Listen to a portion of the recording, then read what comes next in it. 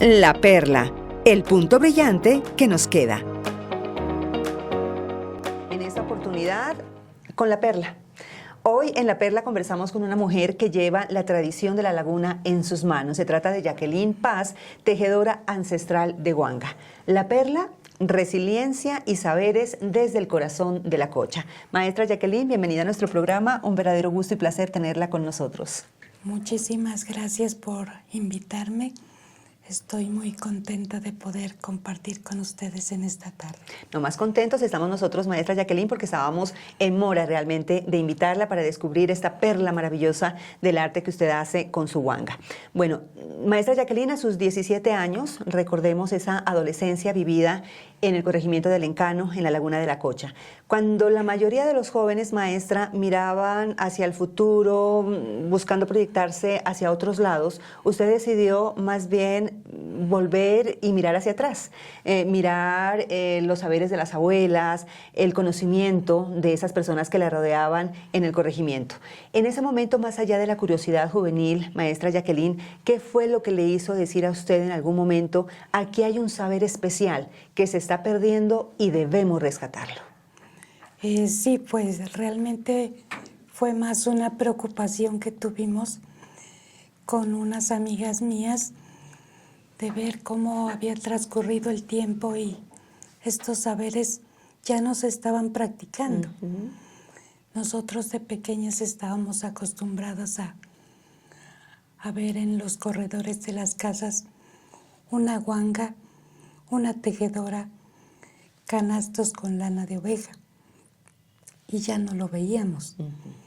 Esto se había perdido debido a la industrialización de la ruana y de la cobija. Entonces fue que decidimos averiguar por qué ya nos estaban heredando estos conocimientos con nuestras propias mamás. Entonces les preguntamos a ellas que si sabían tejer. Ellas ya no sabían tejer. Eran sus mamás, o sea, sus abuelitas, nuestras abuelas, las que tejieron. Y eso fue una preocupación,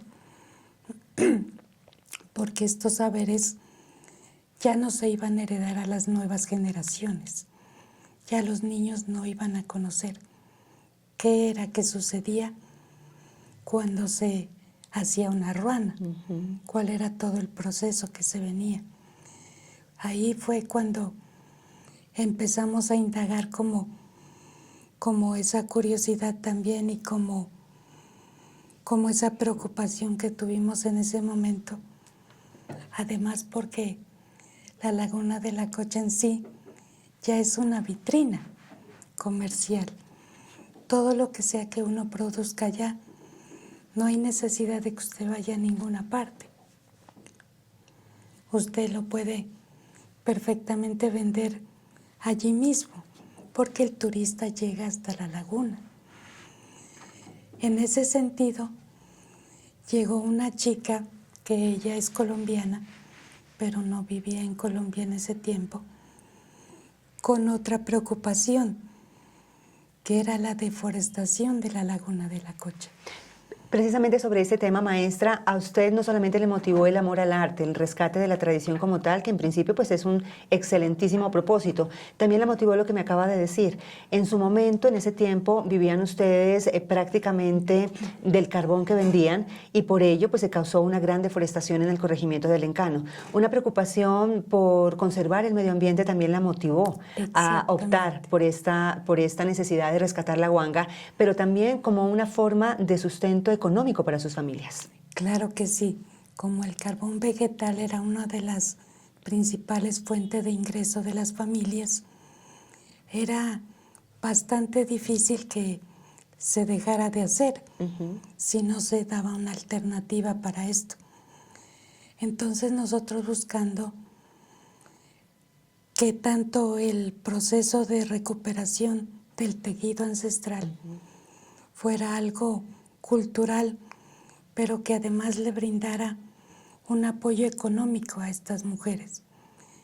Empezamos a hacer los dos procesos, el de recuperación y al mismo tiempo íbamos haciendo con las mujeres hicimos la invitación. Fue algo muy difícil porque la cocha es muy extensa. Sí. Es demasiado extensa, es más grande que la ciudad de Pasto. Eso nos complicó a la hora de ya concretar un proyecto que se pudo hacer a menor escala de lo que lo habíamos proyectado. Pero finalmente sí se hizo. Y las mujeres sí pudieron obtener unos recursos de este trabajo. Y también pudimos rescatar el conocimiento de las mujeres. Lo más importante es el conocimiento ancestral respecto al tejido en Huanga. Usted me contaba, extra micrófono, maestra Jacqueline, que todo este proceso lo inició cuando usted apenas tenía 17 años. ¿Qué tan difícil fue este reto de agrupar a mujeres mucho mayores que usted y que incluso la mayoría eran casadas? Sí, eso, pues digamos que de alguna manera es difícil, pero viéndolo, la mujer generalmente del campo no tiene mucha oportunidad de participar en cosas que sean fuera de su hogar. Exacto. Entonces ellas vieron en estos grupos una posibilidad de ellas expresarse, porque el tejido es expresión. Es expresión.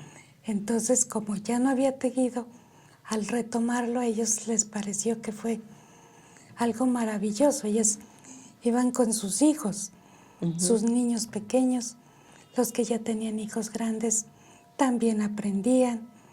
Entonces eso fue un proceso muy bonito que hicimos en el momento. Exactamente, mujeres casadas, con familias, con hijos, pero que también priorizaron un poquito en ellas, en ese momento, ¿no? Sí. Pensar en ellas y pensar en que el tejido también es sanador de muchas situaciones y experiencias de vida que estas mujeres en su momento pudieron haber tenido.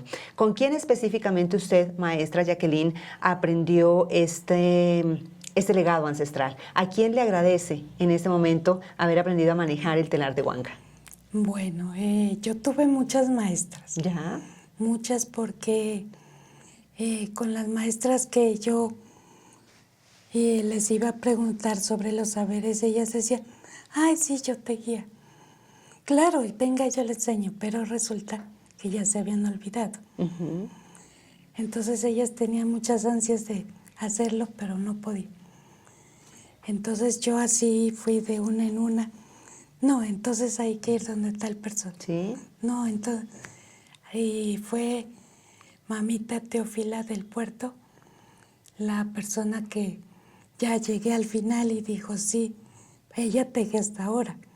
Y sus hijas también tejen. ¿Vive mamita Teófila? Sí, ella vive en el puerto. Un saludo para mamá Teófila allá en la vereda del puerto, en el Encano. Ella fue su maestra de maestras. Ella fue mi maestra. Sí, antes de esa tuve mamá Sista, que también ya falleció.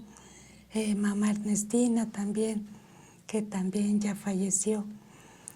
Pero así, y entendí que el lenguaje del tejido no es único. Cada uno se expresa de manera diferente. La una me enseñaba una cosa, la otra me enseñaba otra cosa, y así fue recopilando muchos saberes. Yo enseño a tejer desde que aprendí, enseño, y entendí que enseñar no es darles un conocimiento, es recordarles lo que su ADN ya trae, porque nosotros somos lo que fueron nuestros ancestros. Arte y creatividad innata. Ya lo tenemos, entonces yo les explico y dice, es que era muy fácil.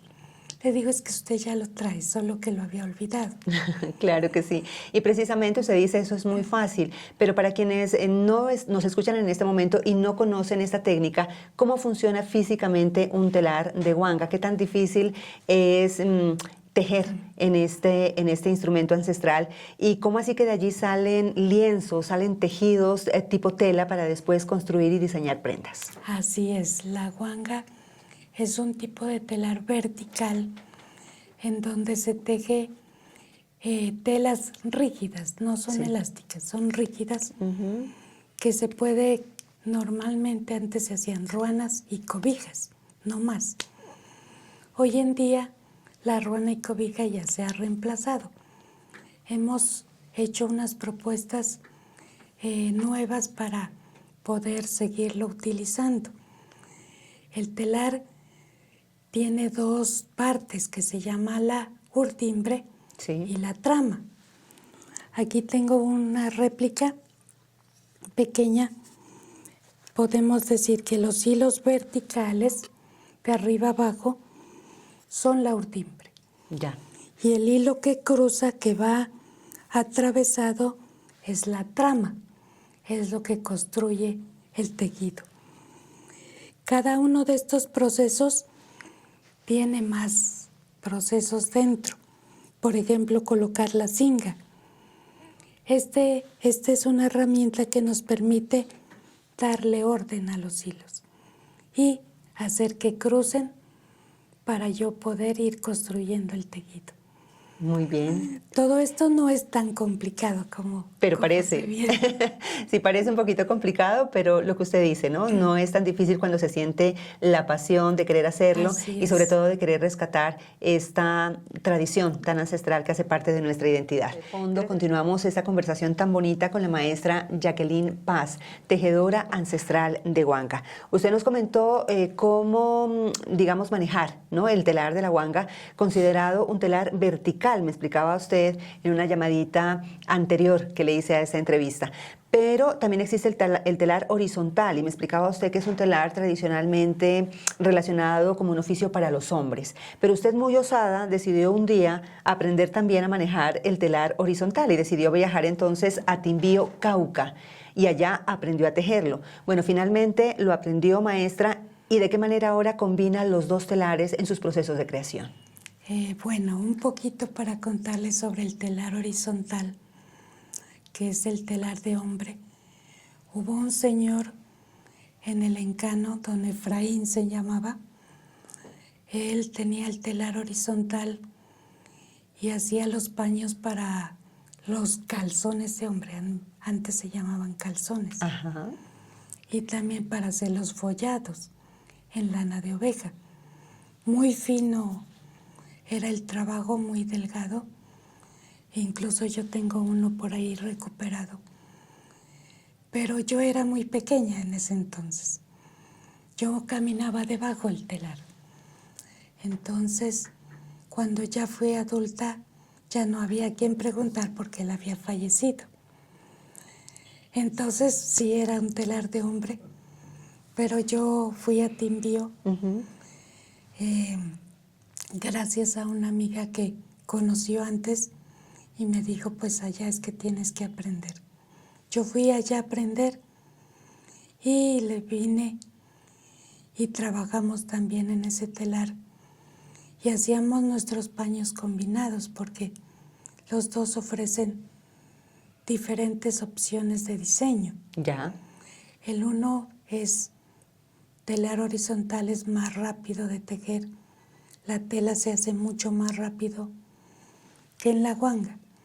El telar horizontal puede tejer 8 metros, 10 metros, 12 metros, lo que usted pueda urdir. En cambio, la Huanga se reduce a su tamaño, que puede ser 2 a 3 metros máximo. Pero usted está combinando el quehacer en los dos telares. En los dos telares. Trabajamos telas de los dos telares. Muy bien, ese fue entonces su proceso de aprendizaje en Timbío, Cauca. Hablamos también un poquito acerca de sus primeros inicios en el corregimiento del Encano, pero en algún momento por tema de orden público, maestra Jacqueline, usted tuvo que dejar su corregimiento y venir a vivir con su familia a la ciudad de Pasto. Pero ese amor por el tejido en Huanga no se quedó en el corregimiento. Usted trajo esos saberes de la laguna a Pasto. Sí. Cuando nosotros salimos de allá, perdimos el grupo, perdimos incluso la conexión con las compañeras que tejíamos. Y yo llegué aquí a Pasto a retomar nuevamente el tejido. Empecé yo a experimentar, a hacer cosas novedosas, a plantearme qué sucedió con todo esto. Y hace más o menos unos 5 o 6 años regresé otra vez al Encano, porque yo había desarrollado mucho más la técnica, había investigado más, había experimentado, entonces quise, ¿qué hace uno con un conocimiento para uno solo? Claro. No sirve. Entonces yo dije, tiene que ser en el lugar de donde yo soy. Fue así que el Cabildo del Encano me abrió las puertas para poder iniciar un proceso allá, que duramos varios añitos y afortunadamente se vieron los resultados. Qué bien, qué bien. Felicitaciones entonces por esa tarea de preservar nuestro legado del telar de Huanga, maestra. Cuando usted llega a Pasto, entonces esos saberes también los multiplica acá y es así como se organiza con 3 mujeres más y sus familias, quienes trabajan sus tejidos en Huanga en sus hogares, o sea, han convertido sus casas en talleres para el tejido de Huanga. ¿Cómo fue este proceso de agrupar a las mujeres en nuestra ciudad, maestra Jacqueline? Bueno, ellas fueron alumnas mías, aunque no totalmente yo les heredé todo el conocimiento porque ellas ya traían sus bases. Ya. Entonces, cuando empezamos a trabajar, ellas hacían algunos trabajos para mí y yo les propuse trabajar conmigo. Y ellas estuvieron de acuerdo. Es así como venimos trabajando para participación de ferias y redes sociales. No tenemos nosotros un local Claro. donde promocionar, sino que salimos y las personas nos buscan porque ya conocen el trabajo y ya saben lo que hacemos. Y hace parte de su trabajo varias prendas que usted cataloga como complementarias, ¿cierto? Sí. Prendas complementarias como chalecos, gabanes, capas, pero me llama una prenda muchísimo la atención y tiene que ver con el chumbe, que es una faja que está cargada de mucha simbología ancestral. La faja que usaban nuestras mujeres en otras épocas anteriores a la nuestra, para, por ejemplo, minimizar los cólicos, durante el periodo menstrual o en momentos de gestación, antes y después de la gestación. Pero estas fajas ahora son muy apetecidas también por los hombres. Sí, así es, estas fajas anteriormente se utilizaban para fines medicinales, por decirlo de alguna manera, en la medicina ancestral, incluso para los bebés que se los fajaba. Hoy en día se está retomando todos estos saberes y sí, muchas mujeres todavía usan la faja para protección de su útero, para sus estados de gestación. Sí se usa hoy en día. Incluso los hombres los están usando como complementos. También los usan para fajarse. También se fajan ellos con chumbes. Con chumbes y los usan como complementos del vestuario que usan normalmente. Es decir, que se volvió parte como la correa del pantalón. Qué bien. Algo así. Como un accesorio que ya se lleva normalmente. Qué bonito, aparte pues que es un accesorio fácil de vestir, de lucir y que nos identifica mucho, porque obviamente, como usted lo ha dicho, pues ha sido tejido en Huanga. ¿Qué estilo o propuesta, maestra Jacqueline, busca usted implementar en los diseños de estas prendas de las que nos acaba de hablar? Nuestra propuesta es estilos contemporáneos. Lo que hemos hecho con el tejido es una mezcla tanto de materiales como la combinación de textiles artesanales con no artesanales. Eso crea controversia porque a muchos dicen que eso no les agrada. Ya. Pero en este mundo estamos para crear controversia. Todo el mundo no nos va a aceptar. Pero nuestra propuesta ha sido bien recibida y nos ha ido bastante bien en todo este proceso. Y este proceso usted lo lleva a cabo, como lo dijimos hace un momento, en su casa que se ha convertido en taller, así como también en los talleres de las otras 3 mujeres que hacen parte de este grupo, de este proyecto de tejido en Huanga. Al no tener una tienda física comercial, ¿Cómo es la experiencia de recibir la gente en su casa, en la intimidad de su hogar, para que conozcan su obra? ¿Y de qué manera la podemos contactar, maestra, quienes estamos interesados en admirar sus obras y, por qué no decirlo, en adquirirlas? Bueno, nuestra es una casa taller, pues, ¿no? Ahí está la familia, pero también está el trabajo. Y tengo la fortuna de que mi familia me colabora. Mis hijos, mi hijo sabe tejer. Mi hija no sabe tejer, pero ella en la parte gráfica, porque ella, una de sus profesiones es diseñadora gráfica, me ayuda con fotografía, con publicaciones, con todo este tema que hay que llevar en redes sociales.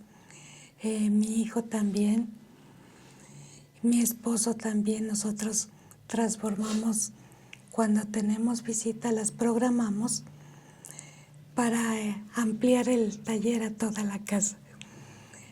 Ponemos las prendas, los maniquís, los telares, para que puedan mirar todo el proceso. Cuando no están, pues lo hacemos más chiquito. Ya es más hogar que taller. Y con las mujeres, cada una tiene su guanga en su casa. Ellas tienen más de una guanga. Una de ellas, Luz Marina, un saludo, en Santa Teresita, en el Encano, con sus hijos, la Herminda Genoy, ella es de Genoy y también trabaja con su hija. Ellas hacen sus trabajos allá y cuando nos juntamos hacemos la parte del diseño, de la confección y proyectamos los nuevos productos que haremos. Es decir, cuando ustedes se reúnen, me imagino, en su casa taller, lo que hacen sus compañeras es presentar las telas que lograron a través de la guanga y las unen en diseños. Finalmente, ¿quién es la que dice vamos a diseñar de esta manera o todas aportan? Se hace de dos maneras. Como hay que empezar desde antes el diseño, desde que se va a montar el color de los hilos, los diseños, todo esto. Entonces, cuando ya están hechas las telas, ya más o menos tenemos una idea de lo que se va a hacer. Pues generalmente yo soy la que más aporta en las ideas, pero también ellas si dicen, no, mejor va esto, esto queda mejor así, perfecto, no hay ningún inconveniente. Cada uno aporta desde su saber, desde lo que tiene en su mente y en su corazón. Pero lo más importante es que lo que se aporta desde la mente y el corazón finalmente se ve reflejado en hermosísimas prendas que ustedes realizan como complementos de la vestimenta normal y cotidiana de las personas.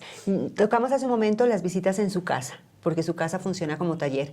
Pero ¿cuál es esa visita que de manera especial recuerda usted, que la haya sorprendido, que en algún momento dado hayan tocado a la puerta de su casa y usted, sí, se haya sorprendido frente a esa persona, a ese personaje que llegó a conocer su taller?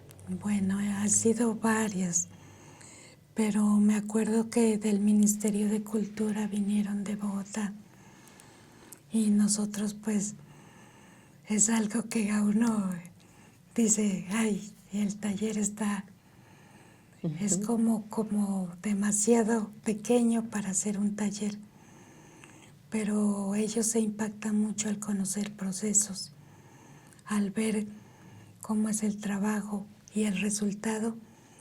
Luego ya uno como que ya se tranquiliza.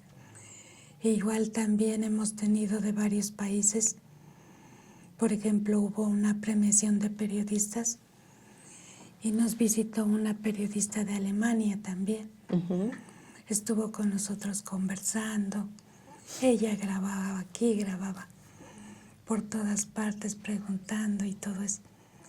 Entonces, al ser una casa taller, también es algo como más íntimo, ¿no? Sí, así es. Como más confianza, hablar con la persona. Hablan con mi esposo, hablan con mis hijos. No es como un almacén que es abierto a todos, no. Es algo más íntimo y privado. Y cálido también. Y muy cálido también. Ya para terminar y cerrar esta entrevista de la perla, en esta última sección de nuestro programa, maestra Jacqueline, nos gustaría saber cuál es esa prenda que usted recuerda con total cariño, aquella prenda que, no sé, tejió por primera vez, diseñó por primera vez, la vendió, la exhibió por primera vez, o quizás aquella que la pensó ilusionada en que una persona muy especial para usted la luciera. Bueno, eso sí es bastante difícil porque yo me enamoro de todas mis prendas, me parecen que son maravillosas porque de hecho son exclusivas, nunca hay dos iguales. Pero una prenda que yo quise con muy especial está elaborada en telar y la seda extraída de Timbío, estaba hecha en seda. Y en la parte del frente es de Huanga. Y esa prenda, pues, o sea, todo el mundo la miraba y qué hermosa, quiero probármela. Y llegó la presentadora de RTBC, ¿Sí? Ahí la pueden ver. ¿Ya? Ella siempre se la pone en sus presentaciones. La adquirió. Sí, y ella se la llevó para su tierra y yo quedé feliz, ella quedó feliz. Sí, claro, qué maravilla. Aparte Sí. que se convierte de una u otra forma en embajadora también de nuestra arte, de nuestra identidad andina por todo el país. Sí, eso. Cosas, experiencias así hay muchas, muchas. Tenemos que seguir entonces conversando sobre esas experiencias, sobre esas anécdotas que han alimentado día a día este proyecto tan bonito de rescatar la huanga, tejido ancestral, por parte de sus manos y de las manos de las compañeras que hacen parte igualmente de su grupo, de su equipo de trabajo. Maestra Jacqueline, su taller, su casa o taller queda ubicado en el barrio La Paz, pero redes sociales quizás para que la gente pueda conectarse un poquito más con ustedes. Sí, mis redes sociales en Instagram, Jacqueline Paz con Y Q de queso. Jacqueline Paz en Instagram. Paz. Y su casa taller en el barrio La Paz, acá, Sí, aquí en Pasto. Jacqueline Paz Tejido Ancestral en Instagram. Y en Facebook, Jacqueline Paz solamente. Muy bien. Esas entonces las redes sociales de nuestra invitada especial para la perla.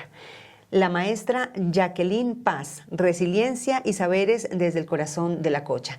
Maestra, mil gracias por haber aceptado esta invitación. Esperamos tenerla en una próxima oportunidad para que nos siga contando de esas bonitas experiencias. Muchísimas gracias. Yo bien feliz de compartir con ustedes.